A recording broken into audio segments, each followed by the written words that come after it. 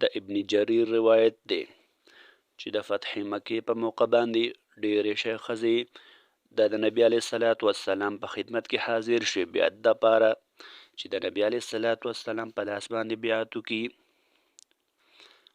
نبی علیه الصلاة والسلام حضرت عمر فاروق حضرت عمر بن خطاب رضی الله عنه ته حکم وکړو چې دې ښځو ته ووایه چې تاسو به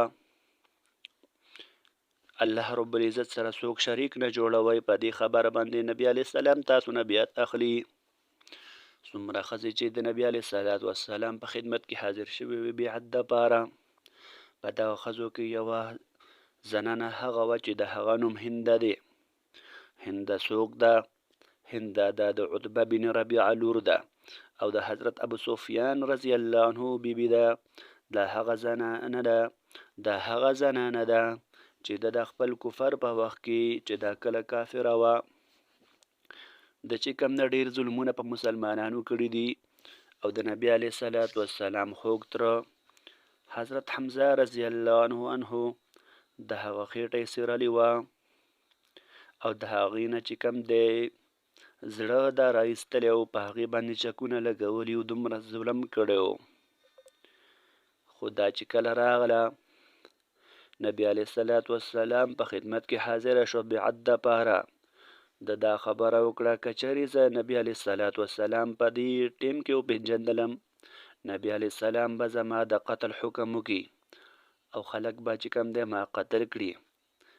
دې وجې نه کوم دی د خبرې کول نه غوښتل، څه ټیم خاموشه پاتې شوه، خو نورې زنانه هم خاموشه وي. د چې کوم دی اخره کار خبرې کول شروع کړي. د نبي علیه الصلاة والسلام ته وفرمیل چې څنګه سړو دپاره شرک کول حرام دي، داسې ښځو دپاره هم بالکل حرام دي. دویمه خبره نبی علیه الصلاة والسلام دا وکړله چې تاسو به غلا نه کوئ.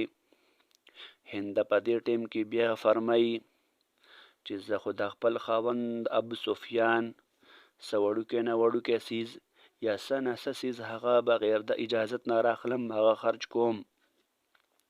په دغه مجلس کې ابو سفیان هم ناست و، ابو سفیان موجود و. ابو سفیان چې دا خبره واورېدله نو خپلې ښځې هندي ته فرمایي زما په کور کې چې څه څیز هم موجود دی دا ستا دپاره حلال دی، اگر که دا څیز تا بغیر زما د اجازت نه اخیسته وي یا تا هغه په استعمال کې راوسته وي یا نه وي راوستی اوس هم باقي وي، دا ستا دپاره حلال دی.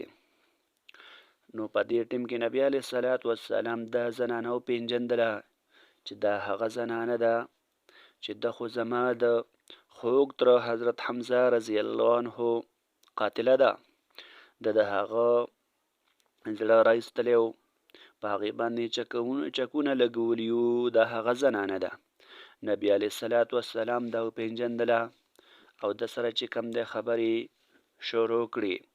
د دې خبرې چې واورېدلې او دی چې کوم دی په دې حالت کې ولیدله نو مسکی شو او دی خپل خوا ته راوبلله. دا د نبي علیه الصلاة والسلام خوا ته راله، نبي علیه الصلاة والسلام لاس یې ونیو ښکلی کو او بیا چې کوم دی د هغې نه معافي وغوښتله. نبي علیه الصلاة والسلام وفرمیل ته هم حقه هنده یې، ته هم حقه هنده یې. ده ورته وویله جی ها. نبی علیه الصلاة والسلام ورته فرمایي زه ته ما معاف کړی